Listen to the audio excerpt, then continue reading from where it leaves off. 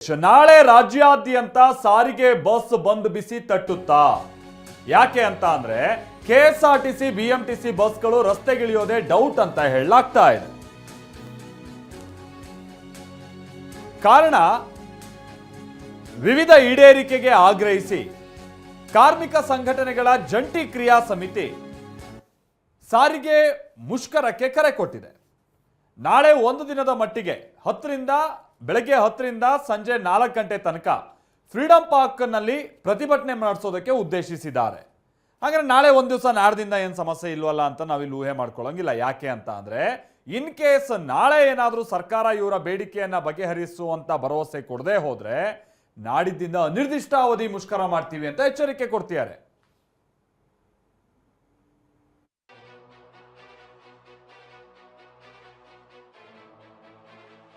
ಈ ಸರ್ಕಾರ ಸಾರಿಗೆ ನೌಕರರ ಬಗ್ಗೆ ಕಿಂಚಿತ ಕಾಳಜಿಯನ್ನು ಸಹ ವಹಿಸ್ತಾ ಇಲ್ಲ.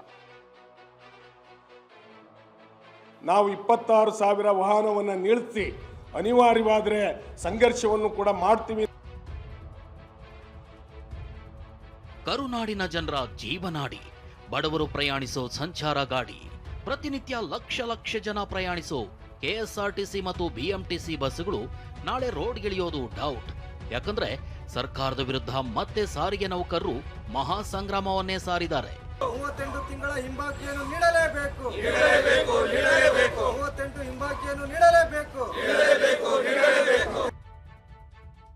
ನಾಳೆ ರಸ್ತೆಗಿಳಿಯಲ್ಲ ಕೆಎಸ್ಆರ್ಟಿಸಿ ಮತ್ತು ಬಿಎಂಟಿಸಿ ಬಸ್ಗಳು. ವಿವಿಧ ಬೇಡಿಕೆ ಈಡೇರಿಕೆಗೆ ಸಾರಿಗೆ ನೌಕರರ ಸಮರ. ಕೋಟ್ಯಾಂತರ ಜನರ ಸಂಚಾರ ಬಂಡಿಯಾಗಿರೋ ಸಾರಿಗೆ ಬಸ್ಗಳ ಸಂಚಾರ ನಾಳೆ ಸ್ತಬ್ಧವಾಗೋದು ಫಿಕ್ಸ್ ಆಗಿದೆ. ವಿವಿಧ ಬೇಡಿಕೆ ಈಡೇರಿಕೆಗೆ ಆಗ್ರಹಿಸಿ ಕೆಎಸ್ಆರ್ಟಿಸಿ ಸೇರಿ 4 ನಿಗಮಗಳ ನೌಕರರು ಪ್ರತಿಭಟನೆ ನಡೆಸಲಿದ್ದಾರೆ. ನಾಳೆ ಬೆಂಗಳೂರು ಚಲೋಗೆ ರಾಜ್ಯಾದ್ಯಂತ ಸಾರಿಗೆ ನಿಗಮಗಳ ಕಾರ್ಮಿಕ ಸಂಘಟನೆಗಳ ಜಂಟಿ ಕ್ರಿಯಾ ಸಮಿತಿ ಕರೆ ನೀಡಿದೆ. ಫ್ರೀಡಂ ಪಾರ್ಕ್ನಲ್ಲಿ ಸಾರಿಗೆ ಪ್ರತಿಭಟನೆ ನಡೆಸಲು ಮುಂದಾಗಿದ್ದಾರೆ. ಹೀಗಾಗಿ ಕೆಎಸ್ಆರ್ಟಿಸಿ ಮತ್ತು ಬಿಎಂಟಿಸಿ ಬಸ್ಗಳು ರಸ್ತೆಗಿಳಿಯೋದು ಅನುಮಾನ ಎನ್ನಲಾಗ್ತಿದೆ. ರಾಜ್ಯಾದ್ಯಂತ ಬಂದ್ ಬಿಸಿ ತಟ್ಟೋ ಸಾಧ್ಯತೆ ಇದೆ.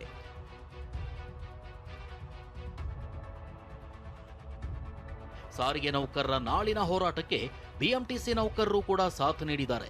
ಕರ್ತವ್ಯಕ್ಕೆ ಬ್ರೇಕ್ ಹಾಕಿ ಹೋರಾಟದಲ್ಲಿ ಭಾಗಿಯಾಗೋದಕ್ಕೆ ಸಜ್ಜಾಗಿದ್ದಾರೆ. ಇಷ್ಟೇ ಅಲ್ಲ, ಜಂಟಿ ಕ್ರಿಯಾ ಸಮಿತಿ ಮುಖಂಡರು ಬನಶಂಕರಿಯ ಬಿಎಂಟಿಸಿ ಡಿಪೋ ಮತ್ತು ಬಸ್ ಸ್ಟ್ಯಾಂಡ್ನಲ್ಲಿ ಕರಪತ್ರ ಹಂಚಿದ್ರು. ನಾಳಿನ ಪ್ರತಿಭಟನೆಯಲ್ಲಿ ಎಲ್ಲಾ ಭಾಗಿಯಾಗುವಂತೆ ಮನವಿ ಮಾಡಿದ್ರು.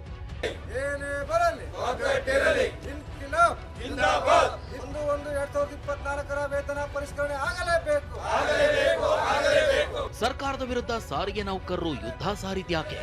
ನೌಕರರ ಬೇಡಿಕೆಗಳೇನೇನು ಅನ್ನೋದನ್ನ ತೋರಿಸ್ತೀವಿ ನೋಡಿ. ವೇತನ ಹೆಚ್ಚಳದ ಹಿಂಬಾಕಿ ಹಾಗೂ ವೇತನ ಪರಿಷ್ಕರಣೆಗೆ ಸಾರಿಗೆ ನೌಕರರು ಆಗ್ರಹಿಸಿದ್ದಾರೆ. 38 ತಿಂಗಳ ವೇತನ ಹಿಂಬಾಕಿ ನೀಡುವಂತೆ ನೌಕರರು ಪಟ್ಟು ಹಿಡಿದಿದ್ದಾರೆ. 2020ರ ಜನವರಿ 1ರಿಂದ 2023ರ ಫೆಬ್ರವರಿ 28ರವರೆಗೆ ವೇತನ ಹಿಂಬಾಕಿ ಇದೆ. ಪರಿಷ್ಕರಣೆಯಾದ ವೇತನದ 38 ತಿಂಗಳ ಹಿಂಬಾಕಿ ನೀಡಬೇಕು. ಅಲ್ಲದೆ 4 ವರ್ಷದ ವೇತನ ಒಪ್ಪಂದಕ್ಕೆ ಸಾರಿಗೆ ನೌಕರರು ಆಗ್ರಹಿಸಿದ್ದಾರೆ. ಅಲ್ಲಿಗೆ ಬರ್ತಾ ಇದ್ದಾರೆ. ಮತ್ತೆ ಬಿಎಂಟಿಸಿನಲ್ಲೂ ಅಧಿಕೃತವಾಗಿ ಒಂದು 5,000 ನೌಕರರು ನಾಳೆ ಪಾಲ್ಗೊಳ್ತಾ ಇದ್ದಾರೆ ಹೋರಾಟಕ್ಕೆ.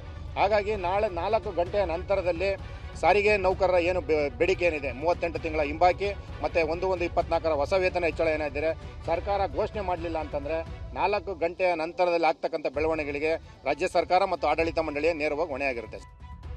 ಇನ್ನು ನಾಳೆ 1,15,000 ನೌಕರರು ಬೆಂಗಳೂರಿಗೆ ಲಗ್ಗೆ ಇಡಲಿದ್ದಾರೆ.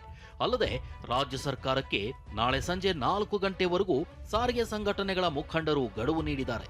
ಬೇಡಿಕೆ ಈಡೇರಿಸದಿದ್ರೆ ಮುಂದಾಗೋ ಪರಿಣಾಮಕ್ಕೆ ಸರ್ಕಾರವೇ ಹೊಣೆ ಅಂತ ಎಚ್ಚರಿಕೆ ರವಾನಿಸಿದ್ದಾರೆ. ನಾವು 26,000 ವಾಹನವನ್ನು ನಿಲ್ಲಿಸಿ ಅನಿವಾರ್ಯವಾದರೆ ಸಂಘರ್ಷವನ್ನು ಕೂಡ ಮಾಡ್ತೀವಿ ಅಂತಕ್ಕಂಥದ್ದನ್ನ ನಾವು ಈ ಸಂದರ್ಭದಲ್ಲಿ ಹೇಳಲಿಕ್ಕೆ ಬಯಸ್ತೀವಿ.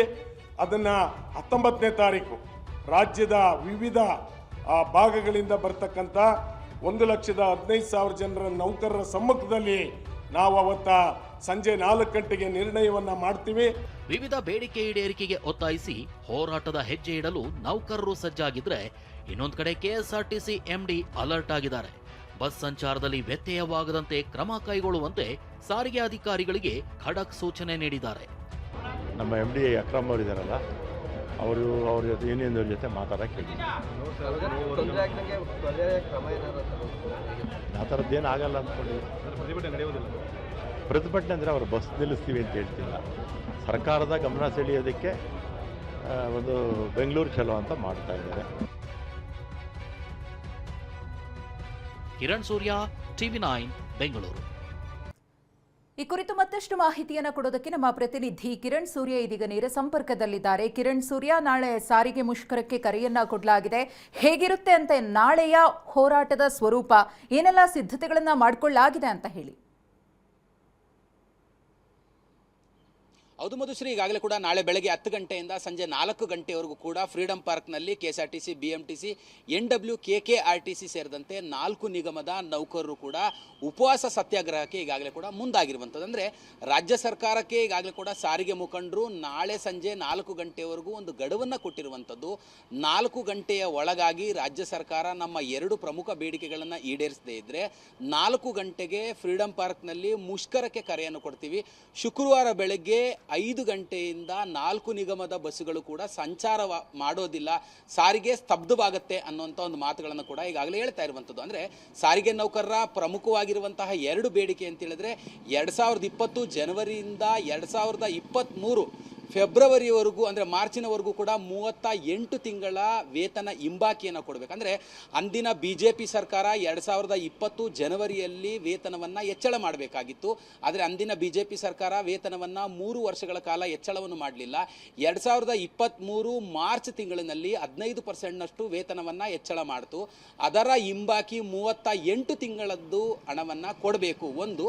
ಎರಡನೇದಾಗಿ ಹೊಸ ಸರ್ಕಾರ ಅಂದರೆ ಈಗಿರುವಂಥ ಕಾಂಗ್ರೆಸ್ ಸರ್ಕಾರ 2024 ಜನವರಿಯಿಂದ 4 ವರ್ಷಗಳ ಹೊಸ ವೇತನವನ್ನು ಹೆಚ್ಚಳ ಮಾಡಬೇಕಾಗಿತ್ತು. ಈ 2 ಬೇಡಿಕೆಗಳಿಗಾಗಿ ಆಗ್ರಹಿಸಿ ಈಗಾಗಲೇ ಕೂಡ ಸಾರಿಗೆ ನೌಕರರು ಸಾಕಷ್ಟು ಬಾರಿ ಸಾರಿಗೆ ಸಚಿವರ ಜೊತೆಯಲ್ಲಿರ್ಬೋದು, CM ಜೊತೆಯಲ್ಲಿ ಮಾತುಕತೆಯನ್ನು ಮಾತಾಡಿದ್ದಾರೆ. ಹಿಂದೆ ಕೂಡ ಸಾಕಷ್ಟು ಬಾರಿ ವಿಧಾನಸೌಧದಲ್ಲಿ ಮಾತುಕತೆ ನಡೆದಂತಹ ಸಂದರ್ಭದಲ್ಲಿ CM ಅಂದರೆ ಈಗೇನು 38 ತಿಂಗಳ ವೇತನ ಹಿಂಬಾಕಿ ಬಿಡುಗಡೆ ಮಾಡಬೇಕಾಗಿದೆ. ಆ ವೇತನ ಹಿಂಬಾಕಿ ಹಣ 1740 ಕೋಟಿಯಷ್ಟು ಇರುವಂಥದ್ದು. ಸೊ ಹಾಗಾಗಿ ಅದರಲ್ಲಿ ಒಂದು 700ರಿಂದ 800 ಕೋಟಿಯಷ್ಟು ಕೊಡ್ತೀವಿ ಅನ್ನೋಂಥ ಒಂದು ಮಾತುಗಳನ್ನ CM ಹೇಳಿದ್ರು ಕೂಡ ಸಾರಿಗೆ ಮುಖಂಡರು ಸಂಪೂರ್ಣವಾಗಿ 1740 ಕೋಟಿಯನ್ನು ಬಿಡುಗಡೆ ಮಾಡಬೇಕು ಅನ್ನೋಂಥದ್ದು ಒಂದು. 2024 ಜನವರಿಯಿಂದ 4 ವರ್ಷಗಳ ಹೊಸ ಅಗ್ರಿಮೆಂಟ್ ಮಾಡಬೇಕು ಅನ್ನೋಂಥ 2 ಬೇಡಿಕೆಗಳನ್ನು ಹಿಡಿದು ಈಗಾಗಲೇ ಪ್ರತಿಭಟನೆಗೆ ಮುಂದಾಗಿರುವಂಥದ್ದು. ಮಧುಶ್ರೀ, ಧನ್ಯವಾದ ಕಿರಣ್ ತಮ್ಮ ಮಾಹಿತಿಗಾಗಿ.